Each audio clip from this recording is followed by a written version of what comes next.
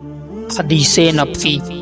حضرت عائشہ رضی اللہ تعالیٰ عنہ فرماتی ہیں کہ ہم نبی کریم صلی اللہ علیہ وآلہ وسلم کے ساتھ حجۃ الوداع کے سفر میں نکلے۔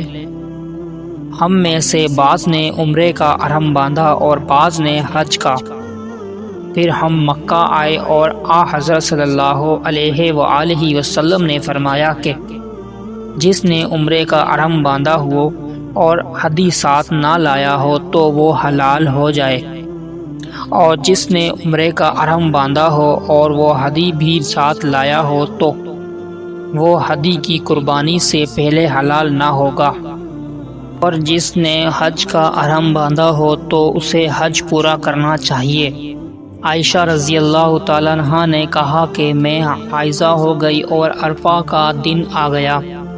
میں نے صرف عمرے کا احرام باندھا تھا۔